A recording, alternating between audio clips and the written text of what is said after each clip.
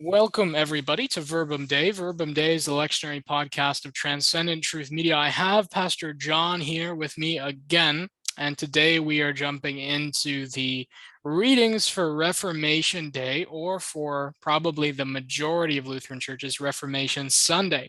Mm-hmm. So, John, we've got 4 texts here. Actually, we've got 5 texts, but really, I don't know anybody who has ever preached on Matthew 11 for Reformation Day or Reformation Sunday. So we've really got 4 texts here. Mm-hmm. What text grabbed your eye most? I quite like John's gospel. I mean, Mhm. the Romans one it's got so much in it, and like you can definitely see why like on Reformation Day, like absolutely the Romans text has so much of those pieces of the Reformation, that were so important. But I really like John's gospel. I really like what Jesus is saying, because it gets at the same idea in a slightly different way. It does. It seems to me that the John 8 reading, and we'll get there, seems to me to be a much subtler version of, I guess, what people are going to be aiming for, like what the whole Reformation controversy is about. Because you dive into Romans and it's super in your face, which is like I definitely like things that are like that. It's straightforward. People, they come to church on Reformation Day and they leave knowing exactly what day it was, right? There's that's a Reformation Day sermon. But I'd probably actually wager that the majority of churches, at least churches who have it on the Sunday specifically, are going to be using John 8, for the reason that it is a subtler form of reformational kind of preaching, rather than, a super kind of, well, in your face, here are the theological terms, right? It's what the law does, here's what the law can't do, here's what the gospel is, here's what the gospel does. All right, so like our first reading here, this is in Revelation 14, 6-7. Let us read the word of God here. It says, "Then I saw another angel flying in mid-heaven with an eternal gospel to proclaim to those who live on the earth, to every nation and to tribe and to language and people. He said in a loud voice, 'Fear God and give him glory, for the hour of his judgment has come, and worship him who made heaven and earth, the sea, and the springs of water.'" So it's a short text. It's 2 verses. But what's going on? Well, I mean, like it's it's in the midst of other things. I mean, this is one of these great, let's pull a couple verses out of context, and and and that's the thing, because this is in the middle of John, receiving this vision here, but when we're looking at it there, I mean, we've got this idea of a gospel to proclaim. We've got the idea that the hour of judgment has come. I mean, this is, there's kind of some John the Baptist language in here. Yeah, there is. Yeah. The hour of his judgment has come. Well, that's the message of John the Baptist preparing the way. Yeah, and actually, there's I think it's Wisconsin. I think it might be their 3-year. No, it's their 1-year cycle has for their gospel a John the Baptist text, actually, on their 1-year historic cycle for the gospel reading. So this it actually is a day that for some churches, Wisconsin, for example, do purposely kind of draw in that John the Baptizer kind of that kind of a spirit of the judgment has come. And a lot of this is particularly for the reason that historicist readings, and you and we were just talking about this, I think earlier in the week when we were later planning to do this episode, which was the way that Revelation was read by the early Lutherans was a way that saw Luther in the text, right? And we might think that that's silly, and I think that's silly personally, but for them, it made a lot of sense, especially if you're viewing the text as this kind of there is a one-to-one symbolic fulfillment, and it's going to happen in reality, and you're going to discern it in reality, right? Because for them, I mean, you see these three angels. What's going on here? Babylon the Great, and the Babylonian captivity, and the whore, and the Mhm. beast, and Rome, and the all of this is that they were seeing all of this, these things in the text of Revelation, and in understanding them as their own historical reality that they were looking at. And so obviously this isn't to say if you have this in your lectionary or your lections on Reformation Day or Reformation Sunday that you have to preach that way. It's not that at all. But these things do apply to that, Reformation circumstance, and then we draw that Reformation circumstance and reality into our present day, right? Is that there are those who have abandoned the gospel. There are those who don't fear God, who have gone and they've taken the traditions of man and made them into the laws of God, or at least peddled them as such. That they are in Babylonian captivity, that they are, the whore and the beast and all such things. And so the gospel comes not only to be proclaimed as a comfort and a spiritual salve to broken sinners who need consolation, but it also comes with this kind of warning and urgency that judgment is right near, right? That I, just as John the Baptist is saying, I'm preparing the way for the gospel to come in. He's also saying, and the axe is laid to the root of the tree, right? Is that law and gospel, they are never really separate. They're always together. They're distinguished, but they're not separated, right? One is right beside the other, just like Santa Claus and Krampus. If you know anything about your Christmas mythology. But like when you look at this, I mean, there's also, there's, particularly towards the end there, the hour has come, and worship him who made heaven and earth, the sea and the springs of water. I mean, we're now going back to creation. We're going back to Genesis 1 kind of language there, and I see a real connection there between that and our John 8 reading, where we'll get to it in a bit, but where Jesus talks about truth. Well, there's right there's your truth. This is, we're talking about here, give God, fear God and give him the glory. Who is he? Well, he's the one who created. He's the one who started all these things. And particularly today, when we can look around us and there are so many people that want to just deny that reality. There is no creator, the randomness of everything. And who demand that you also deny that. Yes, absolutely. And this is tying everything back to the very beginning and the gospel, that comes to pull us out of the sin that we as humanity created at the very beginning. So there's a lot, like, this is going back to the beginning, but it's also there at the end in the last book of the Bible, talking about those end of days. But the beginning and the end all have to tie together, and they're tied together with the gospel, as that hinge in the middle, that gospel that takes that which was broken in the beginning and is coming in promise to coming and has come, all of those, now and later fulfillments to make everything and remake everything, in that victory of Christ. So it's a short couple verses, but there's a lot going on in here, as is always going on in the book of Revelation. But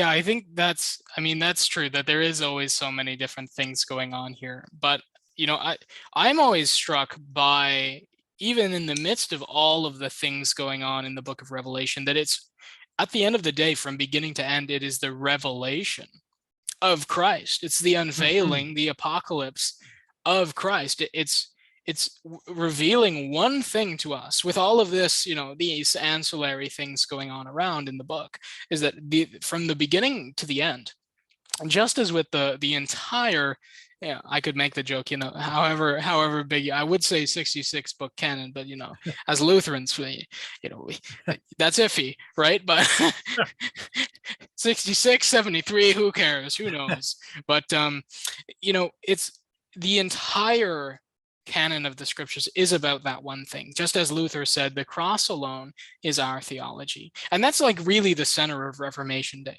Like when I came here, I've been here now over a year, just a bit over a year. Yeah. And last Reformation Day, my first Reformation Day here, someone said to me, because I mentioned, I don't remember if it was in a sermon or if they just asked what I was preaching on. And I said, well, it's Reformation Day, so I'm preaching the gospel. And they said, what do you mean? Why? The Reformation's not about the gospel. It's about the scriptures.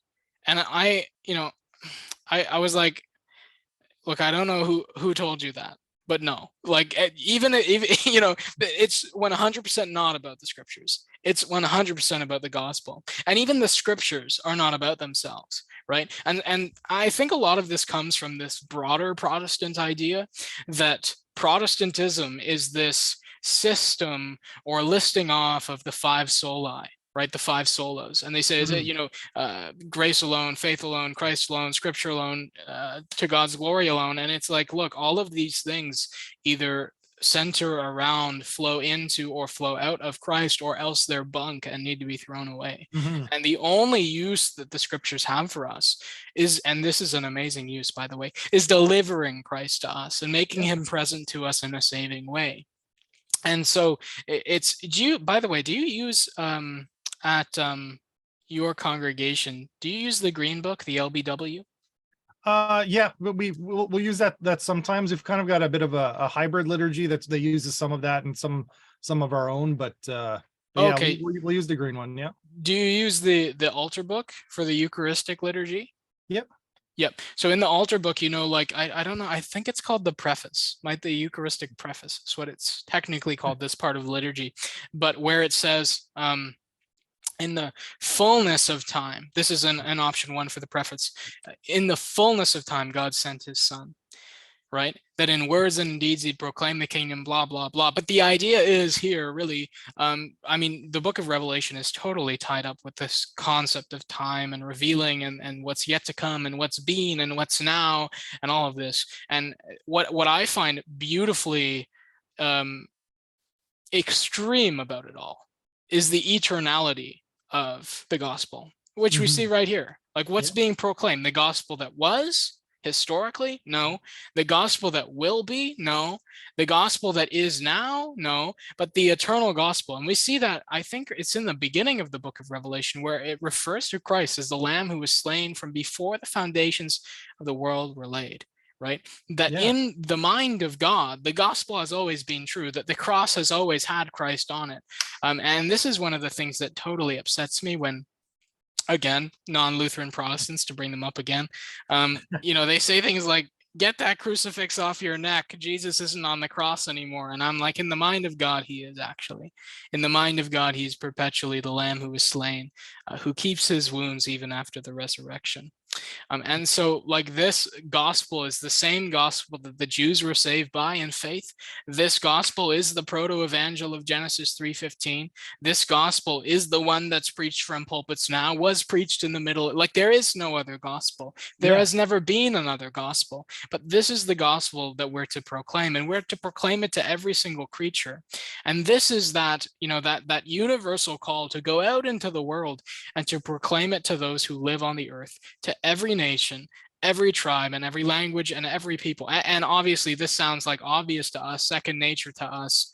We're like, yeah, well, who else would we proclaim it to? But to the Jews, right, just as we were discussing, I think it was last week, in preparation for the Feast of St. James, this is a deal breaker for a lot of Jews. Yeah. Speaking to Gentiles, I can't believe that's a horrible decision, they would say. Yeah, but I mean, this is not, this is not the first time every nation, tribe, and language and people has come up in the scriptures. I think I remember that may have been in a few of the Old Testament, readings at some point or another. It may have been. This is stuff that God has been talking about, since the very beginning, even to his people Israel. He's been prepping them for every nation, every tribe, every language and people, and that's, that there is the beauty of the gospel. It came through the nation of Israel, is where God, was first, communicating, but it was always meant for everybody. That's right. Yeah. It was always meant for everybody, again, in that eternality, which is this beautiful kind of intersectionality of the historic and the eternal, is that Mhm. this was always the gospel sent to the chosen people for the sake of preaching it to the many. Just as we now have one person in the congregation execute the office of the keys in preaching the word and administering the sacraments, that one person is not the one person God deals with, but the one person that God uses to preach to the many. Right. Mhm. So Israel works in that way to kind of be this um, priest of the nations. And actually, that's what the Lord says in Genesis 19, where he says, if you obey my law, obviously they didn't. And if you are holy, obviously they weren't, then you will be a nation of priests, this royal priesthood of kings and of prophets that go and they serve the world, and they go and they bring God's word to the world.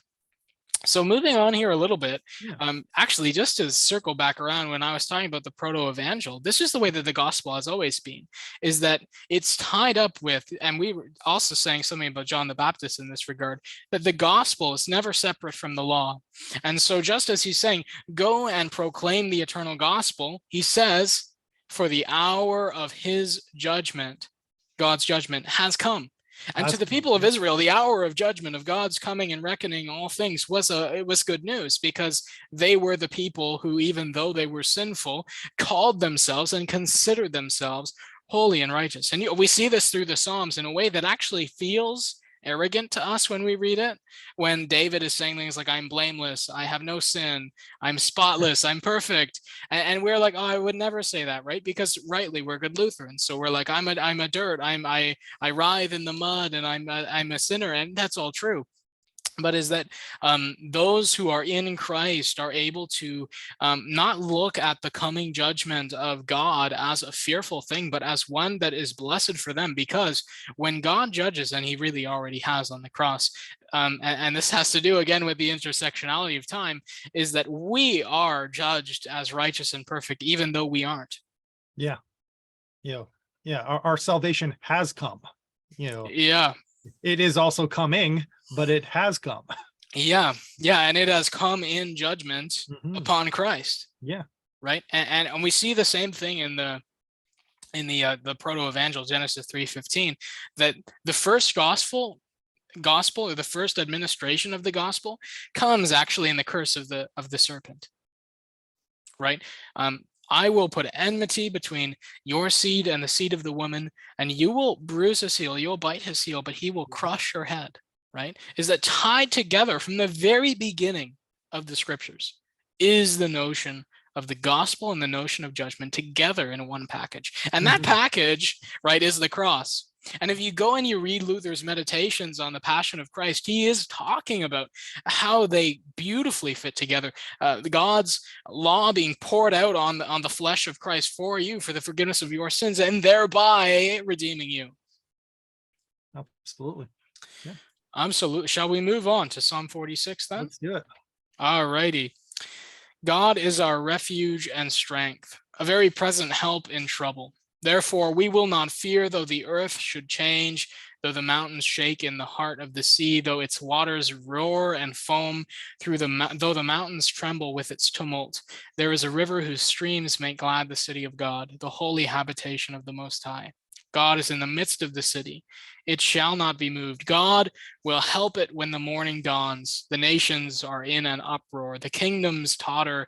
He utters his voice. The earth melts. The Lord of hosts is with us. The God of Jacob is our refuge. Come, behold the works of the Lord. See what desolations he has brought on the earth. He makes wars cease to the end of the earth. He breaks the bow and shatters the spear. He burns the shields with fire. Be still, know that I am God. I am exalted among the nations. I am exalted in the earth. The Lord of hosts is with us. The God of Jacob is our refuge. Here ends the reading. So here, what do we have here, Pastor John? Well, I just like when you look at this, I mean, you see the power of God and his his supremacy over all things. If we recognize God as our refuge, our strength, our very present help in trouble, there's all the, the psalmist then goes into all these incredibly fearful things. Yeah. But with God, like, this doesn't bother God. Like, these things are no bother to him, and so when we attach ourselves to him, when we put our trust in him, we get that same calm, we get that same, that same strength that he has in the midst of some really, mountain shaking, in the heart of the sea. I mean, that's not good, like, No. waters foam, waters roar and foam. And, when you think about the idea, particularly of, the ancient Israelites and what they look at with water, like waters roaring and foaming, like that's waters were a terrifying thing because you couldn't see to the bottom, and here we've got this again, we will not fear because of God, and it just goes on, and then talks about his power here, and the earth melting at his voice. Like, this is just I just see the great beauty there of God and his strength, and what can come to us when we trust in him, when we see the troubles that we have and we turn to him rather than ourselves. Like, it's just, this again, it's one of these ones that just got so much in there, but it's about that trust that God can have based on who he actually is. These are the things that are normal to him. Yeah. They are normal to him. That's what he does. That's what he is, right? He is refuge, and he is fortress. And what all of that actually means, I mean, by the way, in case nobody knows this is the psalm that A Mighty Fortress is based off of. That great Luther hymn. I didn't know that, but that makes sense. Now that you're Yeah. saying, absolutely. Yeah, it's actually based off it. A Mighty Fortress is our God. And that whole hymn is based off of, well, this, except put into the reformational context of history. And I think that, as well as what we were talking about just in the last text, is really the way that scripture is meant to be read. It is to be read in an incarnational way. What do I see here? How do I apply this? Not in the evangelical way, like, give me 10 steps to enter into refuge, nothing like that, right? But like, what this is really about is all of those things going on in your life. You all have them, right? We all have them. Whether it's a divorce going on, or you're struggling with drug or pornography addiction, whether you have some kind of horrible disease, Lord willing, it's not fatal. It might be, though, is that these are the things that encircle us and surround us in our lives. These are our enemies, right? And Luther had his own enemies as well. And where do we turn to when we have those enemies? Well, we turn to our refuge, our strength, the one who is help in the time of trouble. And that's what God is, and that's who he is. And this reminds me of something that we have in our Augsburg Confession, where we read of God's creation of faith through word and sacrament in the ministry of the office. He says when and where he wills. And one of the most beautiful things about this is that the when and the where he wills are in those who are struck down by the law, who are struck down by the changes and the chances of life, as we see. I think that's in Compline, or one of our daily offices. Like, the matter is this: the thing that a fortress is used for, the thing that, for example, a hospital is used for, requires you to have a horrible circumstance. Yeah, it does, right? So now the thing is this: people will always make fun of Christians because they say things like, well, the only people who are Christians are people who have trouble in their lives, which isn't really true, but it's mostly true, right? It's that they're like, you're a bunch of weak people who struggled with the things going on in your lives, so you turned to a magical sky fairy. And we're like, yes, amen, right? Because God, like Yahweh, is a refuge for those who need one, right? He is the hospital for the sick. When Jesus comes on the earth, he says, and we see this just this Sunday for Proper 26 with this Zacchaeus, a wee little man, blah, blah, blah, whatever, however the song goes. And he's all talking about, I've come to seek and save the lost. I've not come to seek the people who are already in the temple, but the people who weren't. Right, Mhm. that the physician comes for the sick, that the refuge and the fortress comes from those who are being assailed. Now, the good news is you are being assailed. Well, I guess that's bad news, but it's good news It in is regard good to news. salvation. And it's the same thing with that Augsburg Confession article, is that you might worry, what if God's not going to create faith in me? Am I the when and the where he wills? Well, that depends. Have you heard the law? Are you struck by it? Do you have something going on in your life that you need to flee from? Yes, you do. Just open your eyes, right? Just open the news, and then you'll definitely have something to flee from. It'll take you 5 seconds. Just scroll down. Nuclear war, COVID, vaccine, like anything Yep. will get you. I don't know if this video is going to be taken down because I almost said a word, but whatever it is, right? It's like the sun causes cancer, sunscreen causes cancer. If you're just opening your eyes and paying attention to what the world around you is saying, it is constantly saying, we need a fortress, we need to hide, we need refuge, we need salvation. And God's reassuring word, his word of promise and of gospel and grace, is, I am that thing for you. I am the thing that saves you. But of course, that's going to come through death, right? Do you have anything else to say about this glorious psalm? Well, I really, haven't read this before. I really like, verse 9. He makes wars to cease. He breaks Mm, the bow, shatters the spear. He burns the shields with fire. Like I like when you look at that, and you see some of the things that are that go on in our world, some of the culture wars, and some of the yeah, actual wars, and that sort of thing. Like so many people turn to human peacemakers, or human science, or whatever, to take care of these things, and the answer is not there. God is the one. If you want peace, well, God is the one who will make the war cease. He yeah, is the one who'll put an end to these things. And it's not saying that there aren't real people fighting and battling in the wars, but it's God is the one who is going to bring it to an end. He's the one who's going to bring it to a close. And even that's like a single reality, in this time thing. But even in a longer term, kind of going back to what we were talking about in Revelation, like these sort of things that that the psalmist is talking about here, this is of all time as well.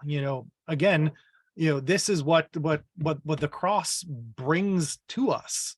It's showing God being faithful to his promises. And when he says, okay, I'm going to bring salvation to my people, he does.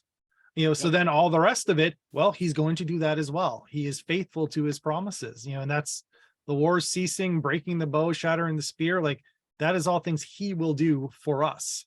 And that's yeah. an amazing thing. And I love how the language there, like obviously we see his heart here is obvious, so obviously for peace, that his Mhm. wrath is against things of destruction, things of anger. Yeah, Um, yeah. but what I also love about this is that the language he uses is violent, right? Is that he's going to break the bow. He's not going to ask you to lay it down. He's going to shatter your spear. He's not going to plead with you or do any kind of negotiation with you. He's going to burn your shields with fire. And this is really like, it shows again that kind of paradoxical way that he saves and brings peace. It's through the death of Christ that he brings life. It's Mhm. through this violent end of putting his own son there on that cross, Yeah. to death, violent, horrible, torturous death, that peace with God is achieved. So like it's always this kind of violent peace, right? He's not. It's never a dull moment with this God, is it? Yeah. So let's look at our epistle then. And this is the supercharged text. Here we Oh go. gosh, yeah. Do you want to read this one for us?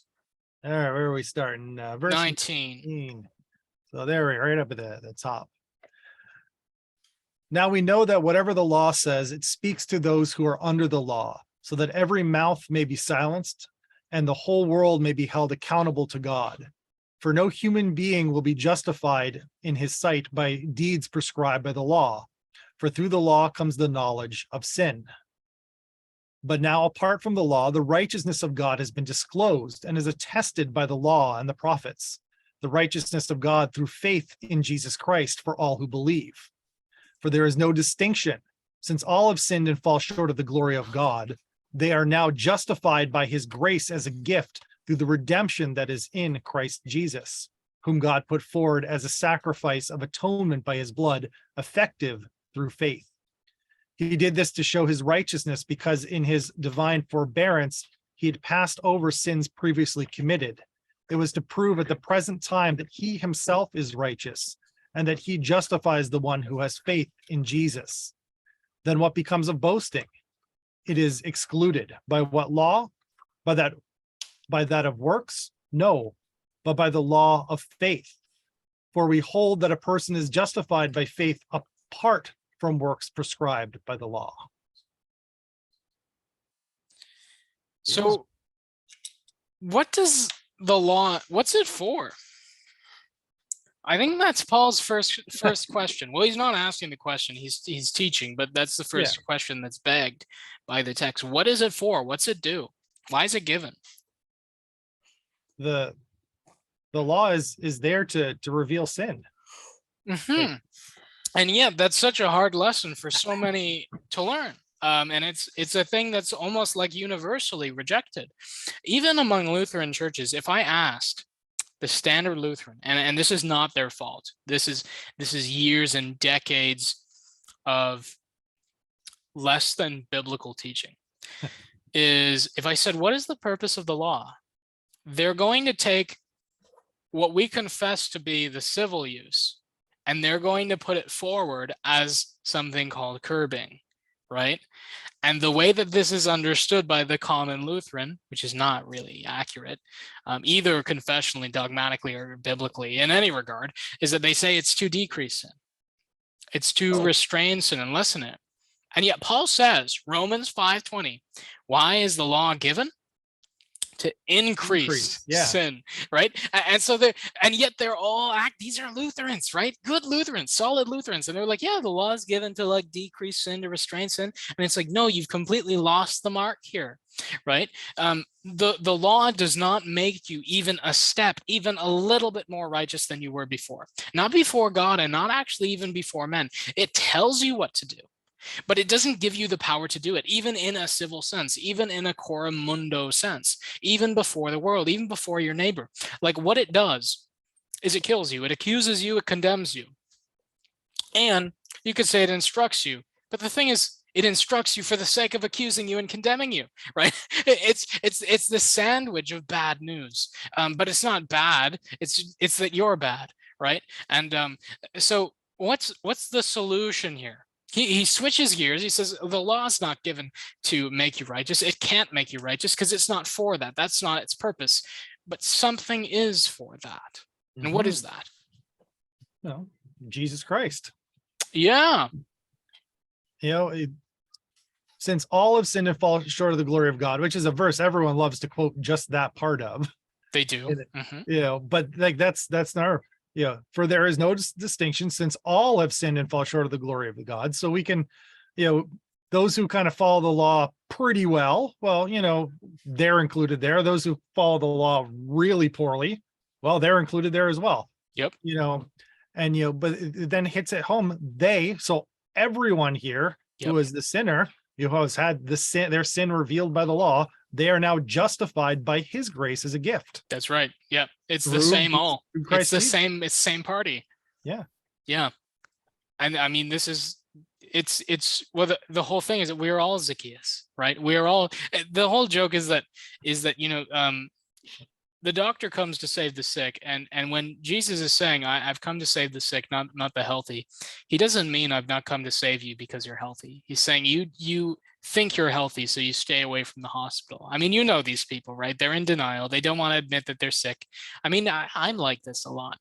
We Like I all said, are, I'm a pretty common guy, If, right? Yeah, yeah. I mean, if it'll go away, okay, I'm good. I'm good. yeah, yeah. I don't have any diseases. I couldn't possibly, or we're scared that we do. We don't want to Yeah, admit it, even though it is not like the sickness will go away from us not going and getting it diagnosed. But then we have to face the music. We have to actually look our own mortality in the eye, and no one wants to do that. And yet, what we see here is that it's in the same breath as saying, "You are sick. You are the sinner. You have fallen short." He says, by your own works, but now you're justified by grace through the life, death, and the resurrection of Jesus Christ, whom God put forward as a sacrifice of atonement, of reconciliation, of at-one-ment, right? By what? By your faith? No. By your decision? No. By your will? No. By your desire to amend your life? No. By his blood. Yeah. Effective through faith. There it is, right? Is that it's actually, well, this is again the same thing we were discussing last week, and I mean, I always have this experience when I am recording Verbum Dei episodes consecutively, is you see the absolute consistency of the message of Scripture. It's the same thing over and over and over again. It's just drilling it into our minds that all have been justified through the life, death, and the resurrection of Christ, which is delivered and communicated in word and sacrament to be received by faith. That this is universal objective justification to be received subjectively, particularly in faith and your reception of that. It's your yes to his promise. Yeah, absolutely. Yeah. Yeah, and interestingly here, even we've been talking a little bit, this week, about God, and being beyond time and this sort of thing, it says there, kind of towards the end of verse 25 there, because in his divine forbearance, this is like, this is what he's planned all along. This is the way he was going to take care of things all along. He's passed over sins previously committed. Those things that we do, to God are always going to be previously committed. Yeah, exactly. And they're also all already forgiven. Yeah. Yeah. And all of this comes together to make him both the one who is just, the one who punishes sins, as well as the justifier, right? Is that, mercy and righteousness are not pitted against one another in God, but they come together. And just like judgment and gospel come together, they both come together in the cross of Christ. And it's really neat here how, he, like he knows, like everyone knows the law, but then, in verse 27 there, he then talks about, no, not that law, not your, if sin's revealed, you work really hard at it, you can definitely get better at it, and maybe sin a little bit less, but that's still not what's going to get you there.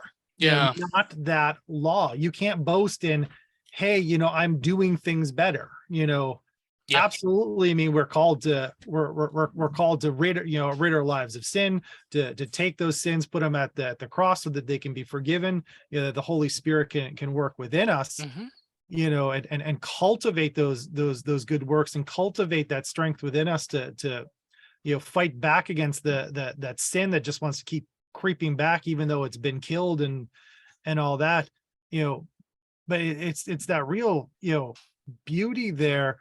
Not anything that you think you're doing, that's not what's getting you there, but the law of faith. It is faith in Christ that is the thing that is justifying you. None of those other things, for we hold a person is justified by faith apart from works prescribed by the law. And this is, that kind of heart of the Reformation story of reclaiming that ancient truth. Yes. The truth was always there. It's always been in the scriptures, but the Roman Church took that and twisted it and all that. And no, there it is right there, plain and clear. Those works that we do are not the things that justify us. Yeah. It is Christ alone who does. Yeah, it's this free gift as Paul is saying, justified by grace as a gift. What do you have to do to get a gift? Are there conditions to a gift? No. Is there payment for a gift? No. Is there fine print on a gift? No. It's freely given of one's own substance. And this is really the essence and nature of the gospel, is that it's this thing that you just give to people. It's been just given to you just to give. And so when you walk into a Lutheran church, if the pastor is actually a Lutheran, the thing, and this is actually a question these days, but now you walk in, what you should hear is that you're forgiven, no questions asked, as Gerhard Forde, now passed on into glory, so we'll call him Saint Gerhard Forde, would always say, and he wrote a paper on this called Radical Lutheranism. And it's just like a couple pages, 20 pages, maybe even less than 20 pages, but it's worth reading, because in there he says the foundation, and he started a whole movement, by the way, which is called Radical Lutheranism. But like the foundation of that whole movement, regardless of the other stuff, is unconditional absolution. And that really is the only kind of absolution. So the absolution doesn't ask you anything, because the gospel isn't a hypothetical opportunity, but it's news of what's done, of what is, and it hands you not the righteousness of the law, not the righteousness of God imperfectly reflected by commands and orders written down and encapsulated into a written code, but the very righteousness of God handed to you, actually given to you already. So this is really the righteousness that we get in the gospel and received by faith. Yeah. So let's move on to John 8, and I don't think you're not preaching Matthew 11, are you? No, I'm doing the John 8 text. I don't think anyone's preaching Matthew 11, so we'll just do this reading and then we'll finish up here. Sure. So this reading, oh, that's odd. Yeah, okay, it stops at 36. So then Jesus said to the Jews who had believed in him, "If you continue in my word, you are truly my disciples, and you will know the truth, and the truth will make you free." And they answered him, "We are descendants of Abraham and have never been slaves to anyone. What do you mean by saying you will be made free?" Jesus answered them, "Very truly I tell you, everyone who commits a sin is a slave to sin. And the slave does not have a permanent place in the household. The son has a place there forever. So if the Son makes you free, you will be free indeed." Yeah. I mean, we can talk right here, about works in there. Jesus doesn't, talk explicitly about works, but he does talk about, the slave in the household. Who's slaving around, doing all the work in the household? Well, the slave is, but that's not what's going to keep you in the household of God, doing all that work. It needs to be the Son who makes you free, and it's this idea of that freedom in Christ, that being freed from our sins, that's what I really see in this passage, that comes out. And it's every time I come across this one, it's kind of funny, Jesus says this, and this is to, as it says there, to Jews who believed in him. So these are people that are like, yeah, we're good, you're the Messiah, you're our guy, we think this is great.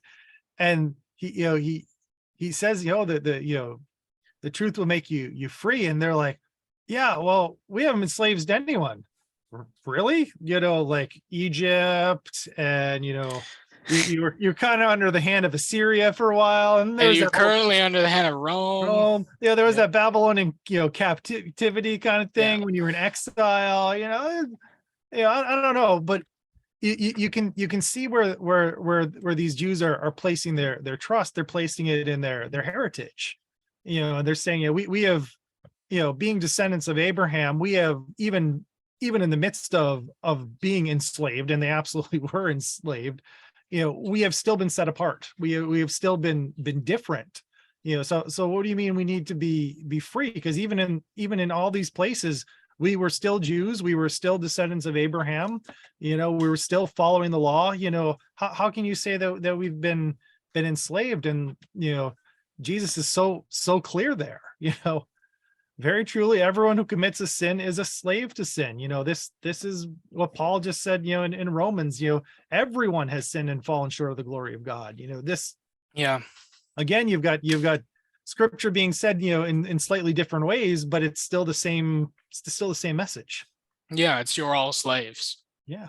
Yeah, you're all slaves to your sin, and like the whole thing is here. I mean, this really begs the question for me, and I think this is, I swear this text is elsewhere in the lectionary, and I don't preach it here because usually when I preach this, I preach it wherever else it is, and I always emphasize this aspect of the play between faith and sin here.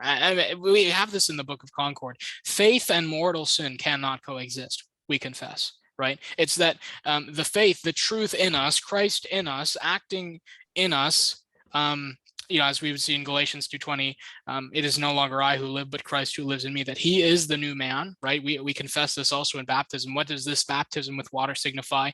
That just as I am going under the water, so also the old Adam in me dies there with all my sins and evil lusts by contrition and repentance, and the new man, that is Christ, rises up in me to live before God in faithfulness and purity forever. Is that in this baptismal life, in this practice of the baptismal reality, in this living out and living into our identity as saints, that sin is being driven out. And that love is being put into its place and filling us up in our hands and the words of our mouth and so on.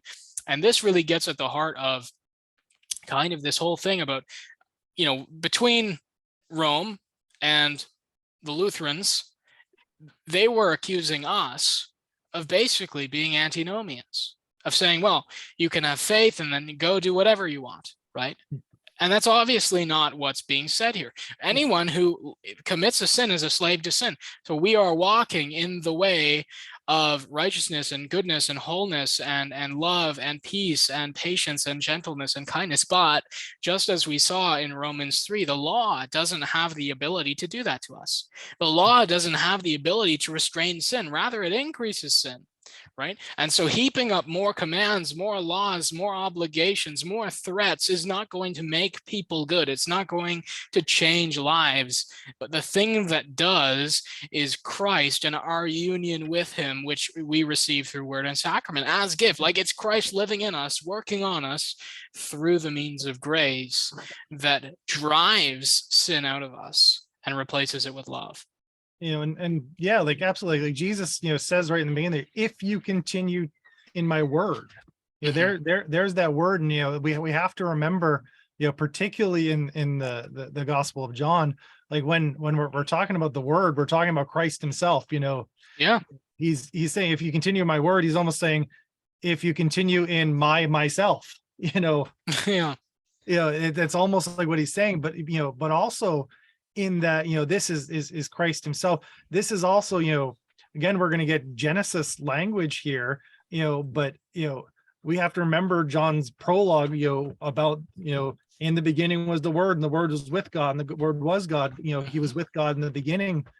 This is not just any word. This is not just, okay, I read this, and it doesn't mean anything. This is a word that is powerful. This is a word that is transformative. This is a word that is creative, and it does so many things. I mean, you've got God's word, which is Christ, which is the law that accuses. He accuses us of those sins through the law, and there it is, boom. And if you don't know about those sins, well, you can't repent.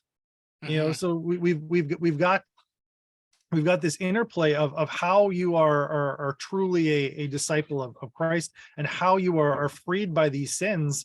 It's because you can take them to Christ, and you can know the truth that these sins are forgiven. Yeah. They are, that's kind of the I see as the truth part, and the truth that makes you free is knowing that in Christ you are freed, because he took those sins, placing that cross at the center of everything that we believe. He's taken those sins; they are gone. And when through faith we are in Christ, when we continue in his word through faith, that's when we get this, being truly the disciples of Christ, not when we do all kinds of works and that sort of thing, but when we trust and hope in him. And from that comes this life of goodness and works, right? But Yeah. not like these works that we do out of kind of threat and fear. But it's the same thing that Paul says in Romans and Galatians, is now that you are set free, now that you are forgiven of all your sins, what are you going to go and do?